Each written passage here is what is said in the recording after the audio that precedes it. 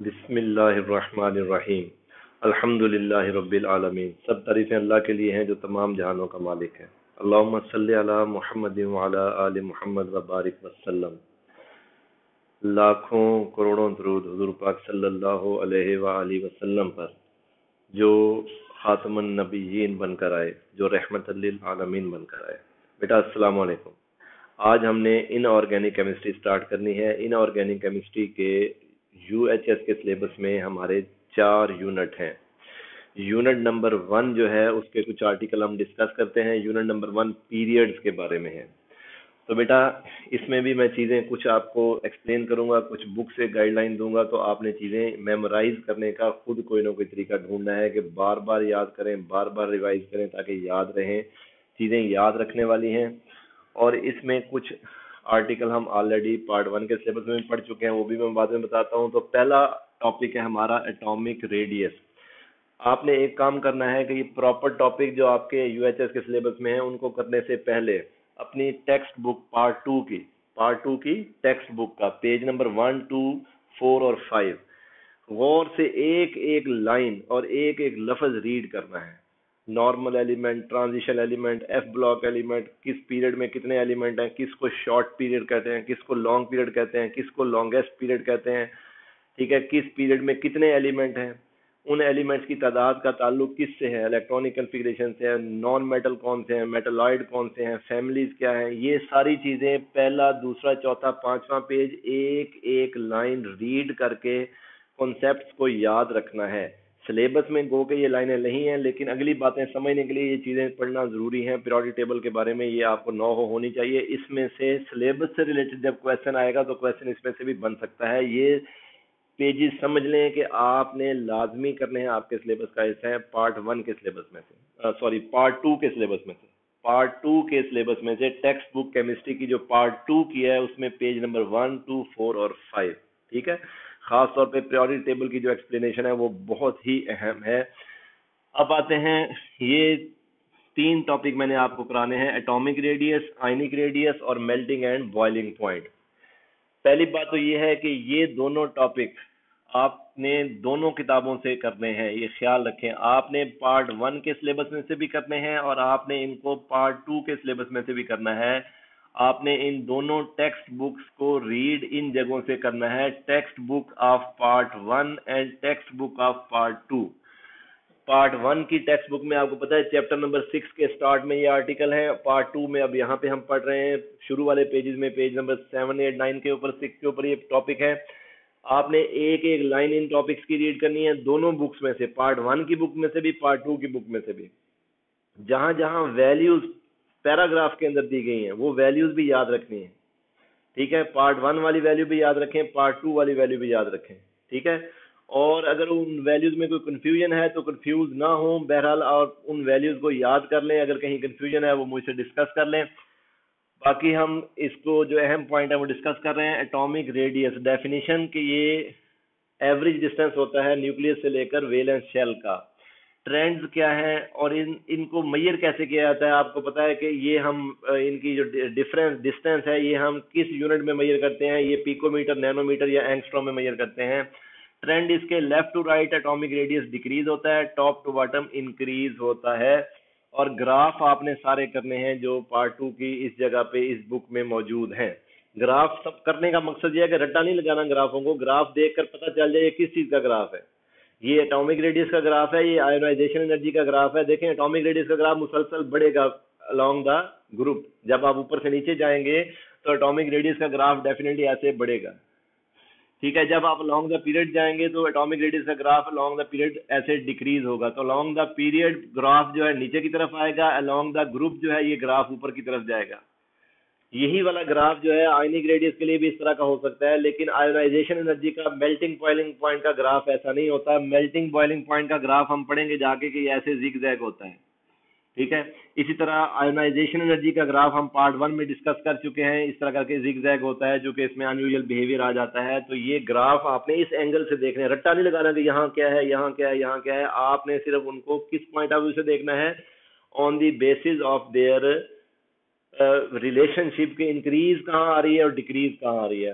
तो left to right मुसलसल decrease आती है, पीरियड में और ग्रुप में मुसलसल जो है वो इंक्रीज आती है। पीरियड के दो रीजन हैं, दोनों का ताल्लुक जो है वो न्यूक्लियर चार्ज और वेलेंस इलेक्ट्रॉन की अट्रैक्शन से है। देखें ये मैंने न्यूक्लियर चार्ज लिखा है 3, 4, 5, 6, 7, 8, 9, 10। ये जो मैंने ग्रीन कलर के नीचे वैल्यूज लिखी हैं ये उनके प्रोटॉन नंबर हैं, न्यूक्लियर चार्ज है, ठीक है। और मैंने तो ये आयंस बनाए हैं, तो नॉर्मल एलिमेंट्स में आयंस वगैरह नहीं होगा। जो जो लेफ्ट टू राइट जाएंगे, एटॉमिक नंबर इंक्रीज होने से, न्यूक्लियर चार्ज इंक्रीज होने से वैलेंस शेल पर इलेक्ट्रॉन के ऊपर जो है न्यूक्लियस की गिरफ्त बढ़ जाएगी। इस वजह से लेफ्ट टू राइट जो जो जाते हैं तो एटॉमिक रेडियस में डिक्रीज आती है, एटॉमिक रेडियस में डिक्रीज आती है जो जो हम लेफ्ट टू राइट जाते हैं। क्यों डिक्रीज आती है आप जरा गौर से सुने। नंबर वन, क्या सिर्फ न्यूक्लियर चार्ज इंक्रीज होने से डिक्रीज आती है? ऐसा नहीं है। न्यूक्लियर चार्ज में तो इंक्रीज ग्रुप में भी आ रही है कि पहला एलिमेंट अगर हाइड्रोजन है तो 1 प्रोटॉन है, लिथियम में 3 प्रोटॉन है, सोडियम में 11 प्रोटॉन है, पोटाशियम में 19 प्रोटॉन है। तो ग्रुप में क्यों डिक्रीज नहीं आती? ग्रुप में जब आप लेफ्ट टू राइट जाते हैं, तो ग्रुप में जब आप टॉप टू बॉटम जाते हैं तो एटॉमिक साइज में इंक्रीज आती है। अब उसकी वजह सुने क्या है। उसकी वजह यह है कि जब आप पीरियड में लेफ्ट टू राइट जाते हैं तो शेल नंबर सेम रहता है। याद रखिएगा, period number is equal to the number of shell. Period number 2 हमारे सिलेबस में और पीरियड नंबर 3 हमारे सिलेबस में, ये अच्छी तरह करने हैं। तो पीरियड नंबर 2 में नंबर ऑफ शेल्स सेम रहते हैं, पीरियड नंबर 2 में 2 शेल्स हैं, पीरियड नंबर 3 में 3 शेल्स हैं। तो जब आप पीरियड में मूव कर रहे होते हैं तो शेल नंबर सेम है, सिर्फ क्या इंक्रीज होता है? न्यूक्लियर चार्ज और वेलेंस इलेक्ट्रॉन। सोडियम के वेलेंस इलेक्ट्रॉन 1 है, मैग्नीशियम का वेलेंस इलेक्ट्रॉन 2 है, एल्यूमिनियम का वेलेंस इलेक्ट्रॉन 3 है, सिलिकॉन में 4 है। तो जो जो आप लेफ्ट टू राइट जाते हैं न्यूक्लियर चार्ज भी बढ़ता है और वेलेंस इलेक्ट्रॉन भी बढ़ता है। इस वजह से वो न्यूक्लियस का होल्ड जो है वो वेलेंस इलेक्ट्रॉन पर बढ़ता जाता है और वो शेल श्रिंक होता जाता है, चूंकि along the period shell number remain same. ये याद रखें, along the period shell number remain same, along the period shell number remain same for neutral element, for neutral element. Along the group जब आप top to bottom जाते हैं तो इसकी भी दो रीजन है। पहली रीजन उसमें यह है कि नंबर ऑफ शेल बढ़ते हैं। हाइड्रोजन का 1 शेल है, ठीक है, लिथियम में 2 शेल हैं, सोडियम में 3 शेल हैं। जो जो आप डाउन द ग्रुप जाते हैं नंबर ऑफ शेल्स बढ़ते हैं न्यूट्रल एलिमेंट के लिए, नॉर्मल एटम के लिए। तो अब होता क्या है कि जब नंबर ऑफ शेल बढ़ते हैं तो साइज ऑफ एटम भी इंक्रीज हो जाता है। इसको हम कहते हैं शील्डिंग इफेक्ट इंक्रीज हो रहा है। क्या इंक्रीज हो रहा है? शील्डिंग इफेक्ट इंक्रीज होता है। दूसरा इसका हम रीजन शील्डिंग इफेक्ट भी लिखते हैं कि शील्डिंग इफेक्ट इंक्रीज हो रहा है चूंकि नंबर ऑफ शेल्स भी इंक्रीज हो रहे हैं। ये दो फैक्टर हैं, ये कॉमन सी बातें हैं। पार्ट 1 में, पार्ट 2 में, मैट्रिक में ये पड़ी हुई हैं, इसलिए इनको अच्छे तरीके से गौर से रीड करें। जहां कहीं वैल्यू पैराग्राफ में दी हुई है उस वैल्यू को याद रखें। लेंथेनाइड कॉन्ट्रैक्शन का जिक्र है, उस लाइन को अच्छे तरीके से याद रखें। डी और एफ सब शेल की मौजूदगी में वो जो रिमार्केबल डिक्रीज है वो डी ब्लॉक एलिमेंट्स में आती है। लेकिन हमारे पास पीरियड नंबर 2, पीरियड नंबर 3 में डी ब्लॉक एलिमेंट्स नहीं है। पीरियड नंबर 2, पीरियड नंबर 3 में सिर्फ नॉर्मल एलिमेंट्स आते हैं। अब आते हैं आयनिक रेडियस की तरफ। बुक से सारी चीजें रीड की, डेफिनेशन वही है सेम कि जब आप आयन बना लेंगे तो न्यूक्लियस और वैलेंस शेल के इलेक्ट्रॉन का जो फासला है वो ट्रेंड क्या है? Left to right decrease, top to bottom increase, same वही ट्रेंड है। ग्राफ आपने इसमें से सारे गौर से देखने हैं। अब ये मैंने सारे आयन्स बना दिए हैं। इन आयन्स में जरा गौर से देखें, मैंने लिखा था लेफ्ट टू राइट डिक्रीज, लेकिन ये देखें डिक्रीज आ रही है। लिथियम आयन बड़ा है, ब्रीलियम उससे छोटा है, बोरोन उससे छोटा है, कार्बन उससे छोटा है। लेकिन यहां जाकर मैंने इंक्रीज शो कर दिया। यहाँ पे मैंने एक लाइन लगाई है, ऐसे अलग अलग कर दिया है इनको। बेटा क्यों अलग किया है इसको गौर से सुने। यहाँ पर 1 इलेक्ट्रॉन निकाला, यहाँ से 2 इलेक्ट्रॉन निकाले, यहाँ से 3 इलेक्ट्रॉन निकाले, यहाँ से 4 इलेक्ट्रॉन निकाले। तो जब केटाइन बनाते हैं तो साइज डिक्रीज हो जाता है। तो आपने ये पढ़ा हुआ है कि केटाइन का साइज अपने न्यूट्रल एटम से कम होता है, ठीक है, और एनाइन का साइज अपने न्यूट्रल एटम से बड़ा होता है। तो जब आप केटाइन और एनाइन के साइज को कंपेयर करते हैं तो दरमियान में कोई भी न्यूट्रल एटम एक्स है, अगर वो मेटल है तो इलेक्ट्रॉन लूज करके उसका साइज कमी की तरफ आ जाएगा। अगर वो इलेक्ट्रॉन नॉन मेटल है तो इलेक्ट्रॉन गेन करके, अगर फर्ज करें एक्स नेगेटिव बनेगा तो साइज बढ़ जाएगा, एक्स पॉजिटिव बनेगा तो साइज कम हो जाएगा। ये ख्याल रखिएगा।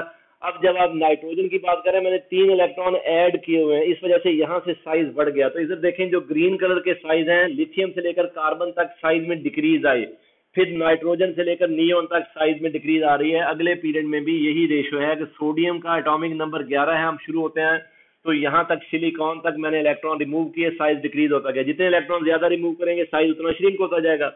अगर इलेक्ट्रॉन ऐड करेंगे तो साइज बढ़ेगा। अब ये बड़ी गौर वाली बात है कि इनमें सबसे बड़ा साइज किसका है, इनमें सबसे बड़ा, इस पूरी लिस्ट में सबसे बड़ा साइज किसका है, नाइट्रोजन का। वजह क्या है, 3 इलेक्ट्रॉन गेन करके इतना शेल जो है वो एक्सपेंड कर चुका है। इस पूरी लिस्ट में सबसे छोटा साइज किसका है, नियॉन का। ठीक है, अब इनमें इलेक्ट्रॉन की तादाद वेरी कर रही है। ठीक है, यहाँ पे इलेक्ट्रॉन और हैं, यहाँ पे इलेक्ट्रॉन और हैं। अब इसको हम एक और एंगल से देखते हैं, आइसो इलेक्ट्रॉनिक सीपीसी के हवाले से, कि देखें आइसो इलेक्ट्रॉनिक सीपीसी में 2 इलेक्ट्रॉन सिस्टम भी हो सकते हैं, कि 2 इलेक्ट्रॉन सिस्टम में मैं कहूँ कि मेरे पास हाइड्रोजन -1 है और हीलियम है, ये 2 इलेक्ट्रॉन सिस्टम कहलाता है। ठीक है, या लिथियम +1 है। तो इसलिए मैंने इसकी एग्जांपल नहीं दी, ये हमारे सिलेबस में भी नहीं है 2 इलेक्ट्रॉन सिस्टम, ना ही इसकी जरूरत है। तो अगर 2 इलेक्ट्रॉन होंगे तो हाइड्राइड आयन में भी 2 इलेक्ट्रॉन है, हीलियम एटम में भी 2 इलेक्ट्रॉन है, और लिथियम आयन +1 में भी 2 इलेक्ट्रॉन है। इसकी बात हम नहीं कर रहे, इसको भी रहने दें, ना इसकी जरूरत है। बेटा हम बात कर रहे हैं 10 इलेक्ट्रॉन के, K में 2, L में 8। आपको पता है नियॉन के अंदर 10 इलेक्ट्रॉन है, ये देखें 10 लिखा हुआ है प्रोटॉन नंबर। अब जब नियॉन में 10 इलेक्ट्रॉन है तो फ्लोरीन में 9 इलेक्ट्रॉन थे, 1 इलेक्ट्रॉन ऐड किया 10 हो गए। ऑक्सीजन में 8 इलेक्ट्रॉन थे, एटॉमिक नंबर 8 है, 2 इलेक्ट्रॉन ऐड किए 8 इलेक्ट्रॉन हो गए। नाइट्रोजन का एटॉमिक नंबर 7 है, 7 इलेक्ट्रॉन थे, 3 इलेक्ट्रॉन ऐड किए, इसके भी इलेक्ट्रॉन 10 हो गए। सोडियम के 11 इलेक्ट्रॉन थे, 1 इलेक्ट्रॉन निकाला, 10 बच गए। मैग्नीशियम में 12 इलेक्ट्रॉन थे, एटॉमिक नंबर 12 है, 2 इलेक्ट्रॉन निकाले। एल्यूमिनियम में से 3 इलेक्ट्रॉन निकालने थे, सिलिकॉन में से 4 इलेक्ट्रॉन निकालने थे। तो इन सब के अंदर गौर से देखें, इन सब के अंदर इलेक्ट्रॉन कितने हैं, 10। इन सब को हम कहते हैं आइसो इलेक्ट्रॉनिक। आइसो इलेक्ट्रॉनिक का मतलब क्या है, same number of electron, same electron number, electron का नंबर इनमें, इस पूरी लिस्ट में ऊपर वाली में 10 इलेक्ट्रॉन में, ये सब के अंदर 10 इलेक्ट्रॉन है। सबके K में 2, सबके L में 8 इलेक्ट्रॉन है। लेकिन अब साइज में फर्क क्यों है, हालांकि सबके 2 शेल हैं, नाइट्रोजन -3 के भी 2 शेल हैं, सोडियम +1 के भी 2 शेल हैं, सिलिकॉन +4 के भी 2 शेल हैं, K में 2, L में 8। साइज में डिफरेंस क्यों है, साइज ऑफ आइसोइलेक्ट्रॉन सीपीसी वेरी क्यों करता जा रहा है। सबसे बड़ा साइज नाइट्रोजन का मैंने बताया, और सबसे छोटा होते होते होते होते किसका है, सिलिकॉन का। वजह सुने क्या है, वजह यह है कि इसमें प्रोटॉन कम है, इलेक्ट्रॉन ज्यादा है। 10 इलेक्ट्रॉन को खींचने वाले कितने प्रोटॉन है, 7।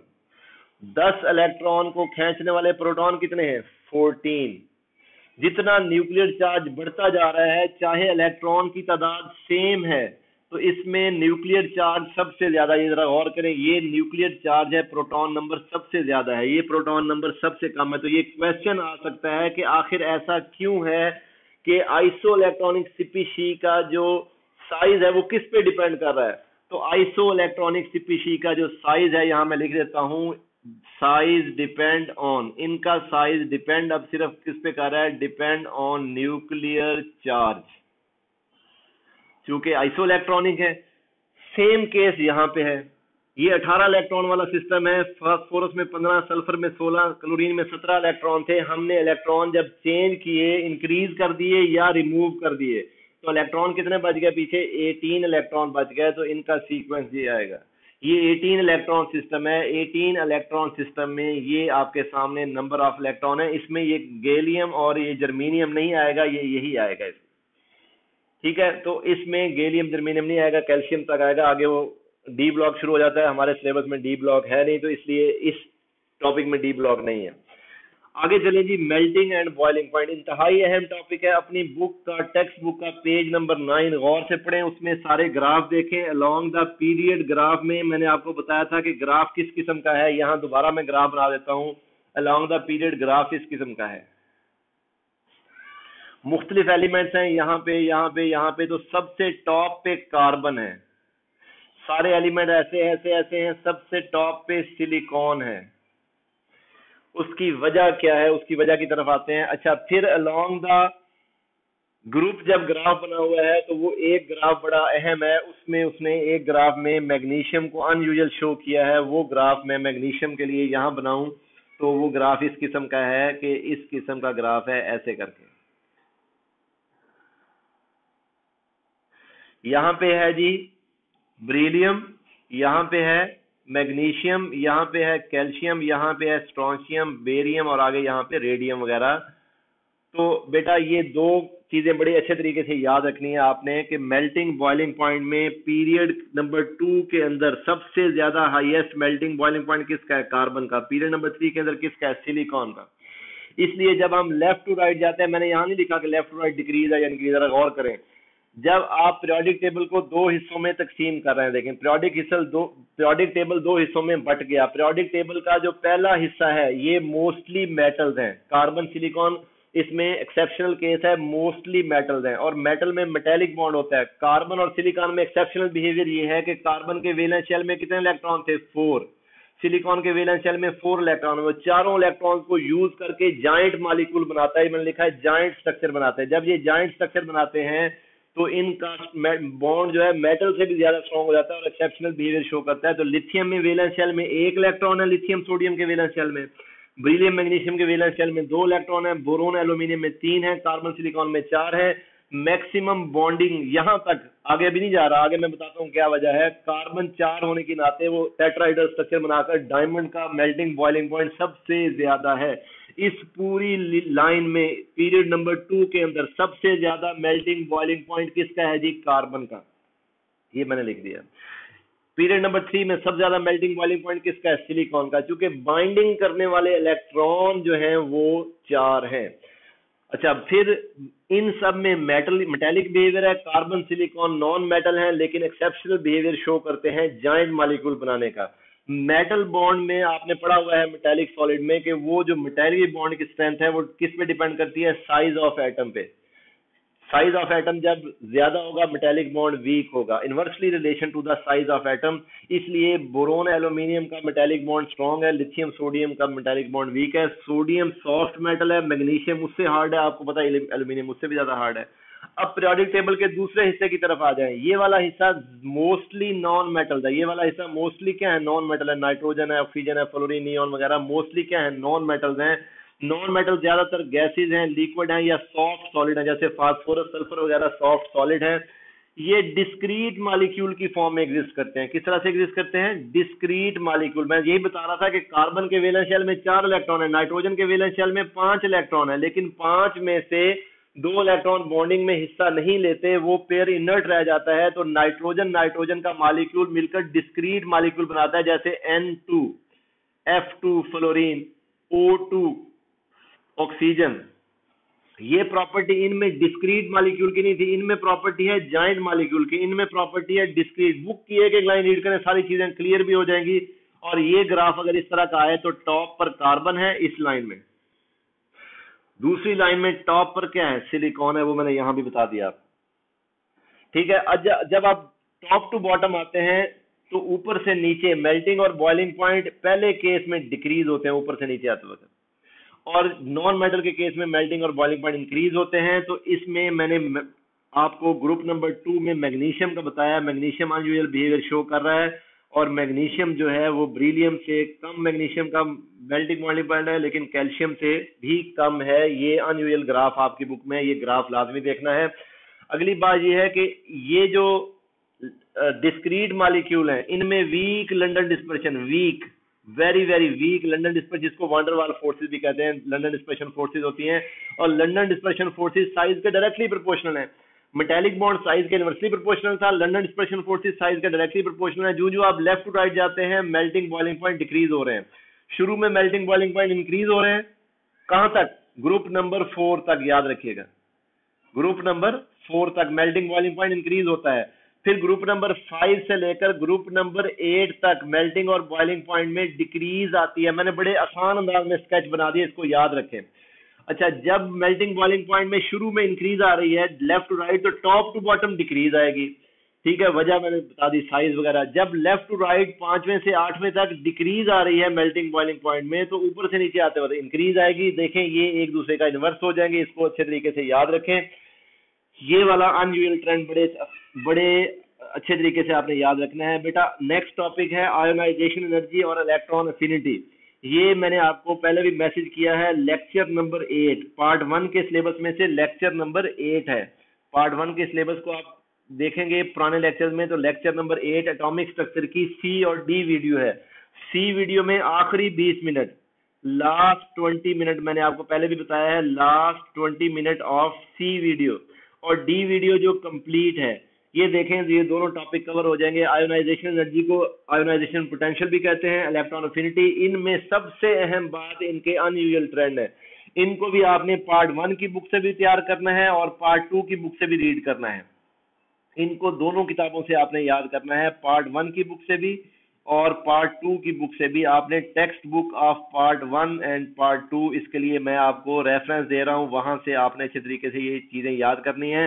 Atomic radius, ionic radius, ionization energy and electron affinity part 1 की बुक से भी रीड करें, पार्ट 2 की बुक से भी। जो जो वैल्यूज पैराग्राफ के अंदर, थ्योरी के अंदर दी हुई हैं, वो याद रखनी है, टेबल नहीं याद करने। वैल्यूज में वेरिएशन याद करनी है। ये जितना काम मैंने पार्ट 1 में कराया, सारा दोबारा आपने प्रिपेयर करना है मुकम्मल वीडियोस देखकर।